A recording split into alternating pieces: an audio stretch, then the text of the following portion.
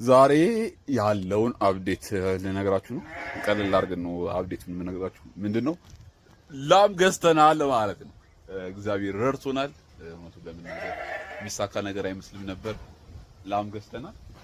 የላም ባለቤቱንና ላም ስንገዛ በረቱ ጠቦናል ማለት ነው በሚገርም ሁኔታ እና የሚያስቀው ፓርት ንገራችሁ። ላሟ ጥጃ አላት፣ ሴት ጥጃ ማለት ነው እና አሁን ሁለቱን ነው። እቺኛዋ ደግሞ ካደገች ጥጃ ካደገችና እሷን ከወለደች የላሞች ባለቤት እንሆናለን ማለት ነው።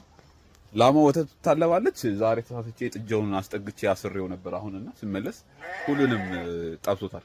ጥጃዋ ጠብቷለችና ምንም አይነት ዛሬ ወተት ባናገኝም ነገ ግን ተስፋ እናደርጋለን። በጣም መልካም ጸባይ ያላት በጣም ጥሩ ጸባይ ያላት ላም ገዝተናል። ማትዋጋ ማትናደድ ምናምን ለጀማሪ የምትሆን ላም ገዝተናል ማለት ነው።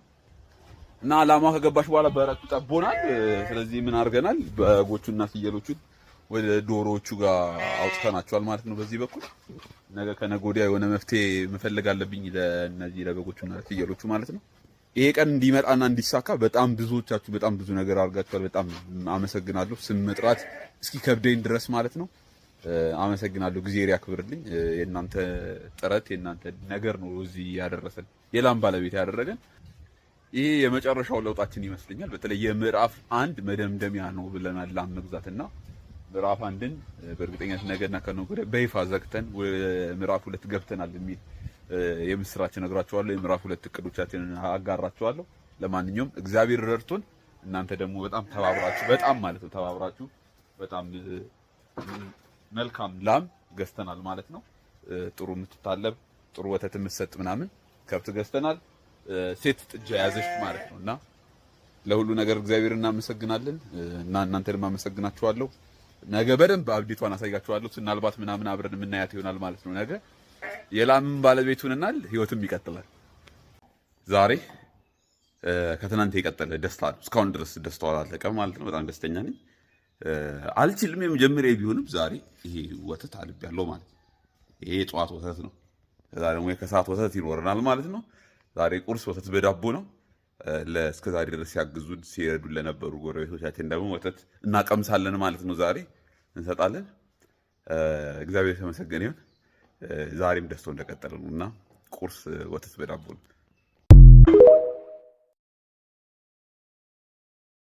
ዛሬ የመጀመሪያውን በህይወቴ የአህያ እርግጫ አስተናግጃለሁና በጣም ነው የምትራገጠው ማለት ነው እና ረጅም ሰዓት ፈጅቶብኝ የአንገት ማሰሪያና እንደዚህ አፏን ምናምን የሚይዝ ዩቲዩብ ላይ ያየው ሰርች ይላታለሁ ማለት ነውና ፓርኪንግ ኤሪያችን ይሄን ይመስላል። ለማንኛውም እና አህያዋ ትንሽ አመፀኛ ናት። እንድንግባባ በጣም ብዙ እየጣርኩ ነው፣ ለማታለል እየሞከርኩ ነው።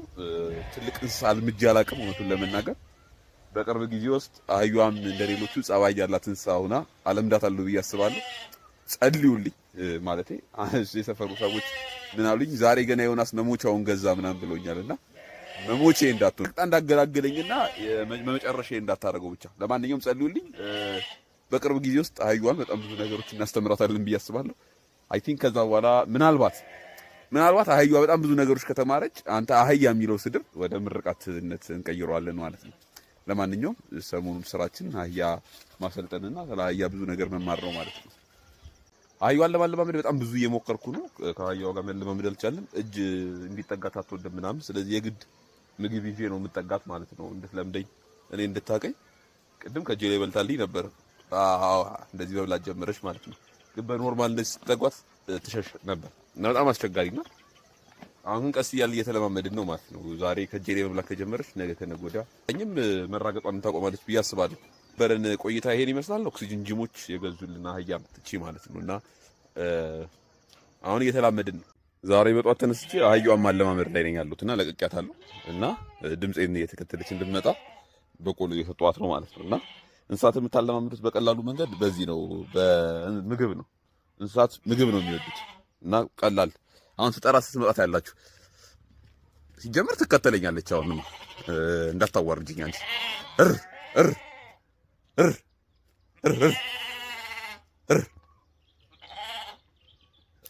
መጣች።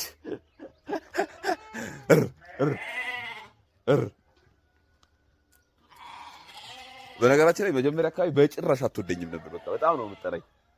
ትሮጥ ነበር ስትለኝ ምናምን።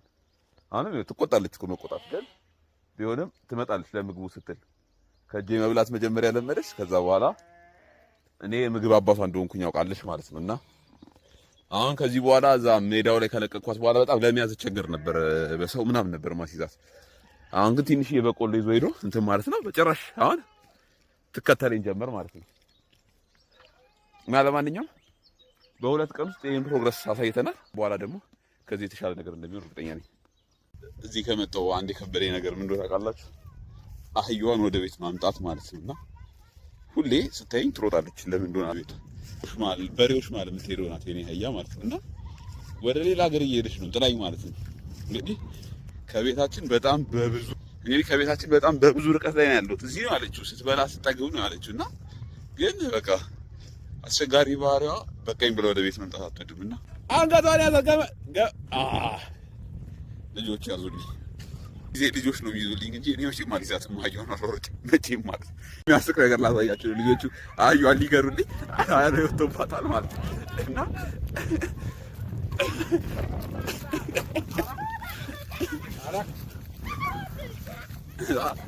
አህያዋን በዚህ መልኩ ነው እየገሯት ያሉት። እንግራለ ብሎ ማለት ነው።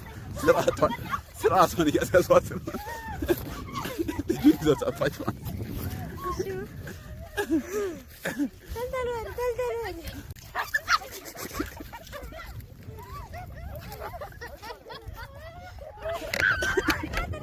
አትመልስለት።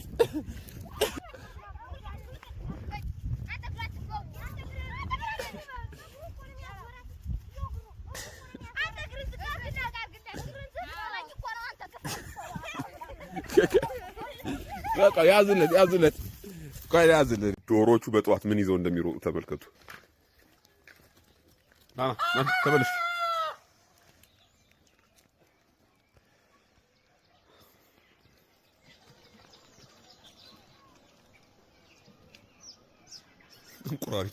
እንቁራሪቶች በአንድ ቀን የሁሉ እንቁራሪት ይመጣል ብዬ አላስብም። እና ዶሮቹ ጨረሷቸው ማለት ነው። እንቁራሪቶቹን ይዘዋቸው ይሯሯጣሉ ማለት ነው። ዶሮ ከዳይኖሰር ነው የመጣው ስትባሉ አላምንም ያላችሁ ሰዎች ያው እንቁራሪት እያደኑ እየበሉ ነው ዶሮቹ ጠቅላላ። ዛሬ በጣም ኃይለኛ ዝናብ ዘንቧል ብያችኋለሁና በጣም ኃይለኛ ዝናብ ሲዘንብ ምን መጣ? እንቁራሪት ማለት ነው። እና ላሳያችሁ የመጣችውን እንቁራሪት የምትታያችሁ ከሆነ የምትዘለዋ ያቺ ሚኒት እንቁራሪት መታለች ማለት ነው። ወሬ ነው የምትሄጂው። ገና ለገና በዚህ ዝናብ አንድ እንቁራሪት ከመጣ በደንብ ሲዘንብ ምን ያህል እንቁራሪት ሊመጣ ነው? አይ ቲንክ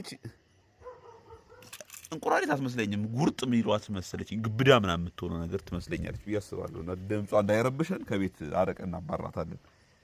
በኋላ የጮሽ ደግሞ እንዳቀሙጥብን ማለት ነው። ስለዚህ በቤቱ ጀርባ በኩል እንድትሄድ እናርጋት። ይችላል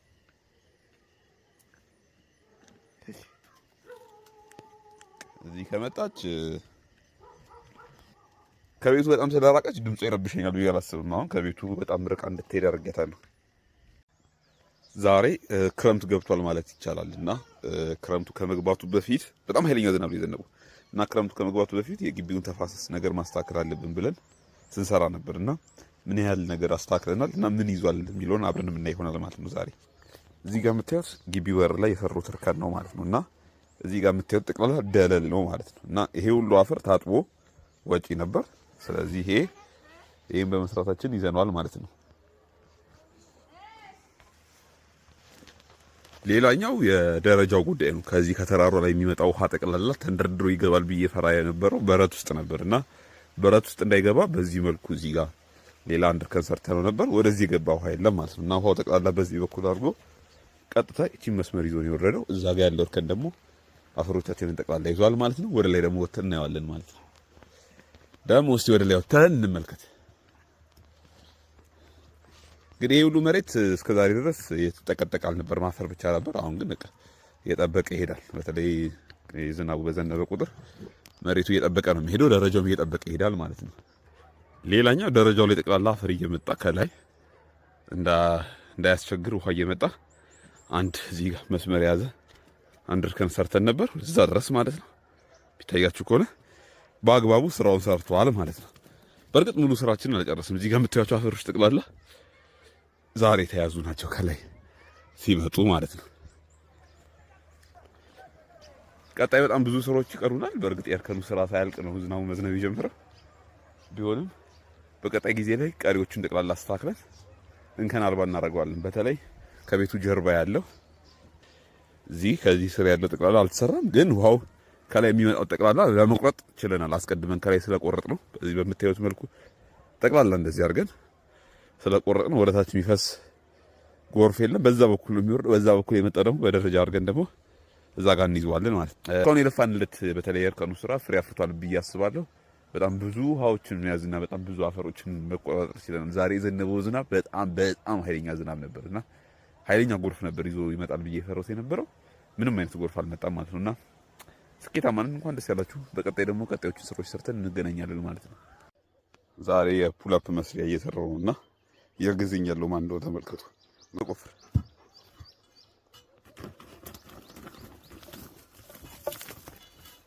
በደንብ ቆፍር። እዚህ ጋር ቆፍር።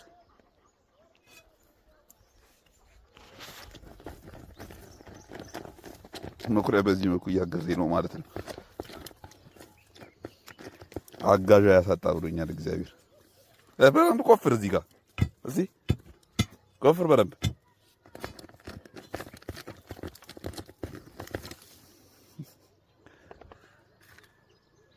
ጨጓራዬን ከሚልጡኝ የቀን ሰራተኞች እሱ ይሻለኛል። ቆፍር እስኪ ድንጋይ ሆነ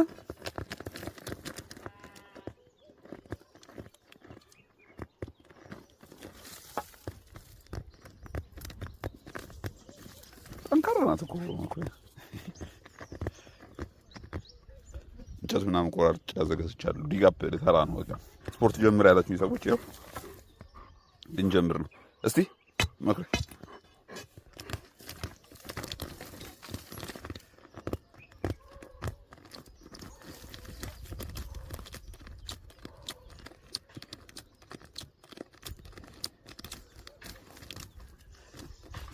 የምሩን ቆፈረው እኮ ውስጥ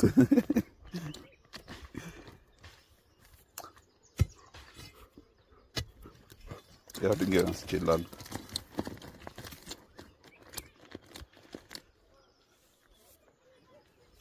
እዚህ ጋር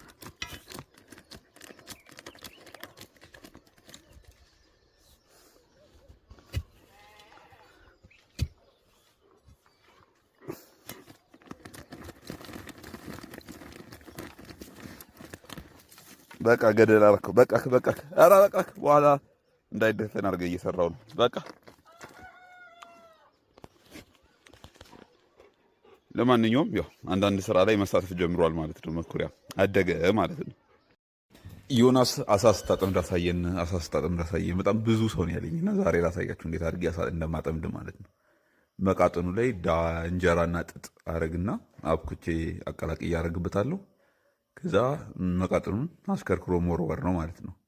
በእርግጥ እዚህ ቪዲዮ ላይ በጣም እድለኛ ስለነበርኩኝ አሳይሻለሁ። ሲስታ ያላችሁ ማለት ነው። ከዛ መታገስ ነው፣ መጠበቅ ነው። በእርግጥ 1 ደቂቃ ከምናምን የታገስኩት ከ1 ደቂቃ ከምናምን በኋላ 1 ደቂቃ 2 ደቂቃ ነው የታገስኩት መሰለኝ። ከዛ በኋላ አሳ ይዣለሁ ማለት ነው። እና ያስኳት አሳ ትልቅ ባትሆንም ግን ያው ሲደመሩ እራት መሆን ይችላሉ ማለት ነው። እና እራት ሰርተን እንበላቸዋለን ደምረን ማለት ነው። እና ትዕግስት ይጠይቃል፣ መጠበቅ ይጠይቃል፣ መታገስ ይጠይቃል። ከዛ በኋላ ትይዛላችሁ እግዚአብሔር የፈቀደላችሁ ማለት ነው። እና አሁን ሳብ እያደረገች ነው ያስኳት ማለት ነው። በዚህ መልኩ ነው አሳ የሚያዘው ማለት ነው። ይህን ይመስላል አሳ መያዝ።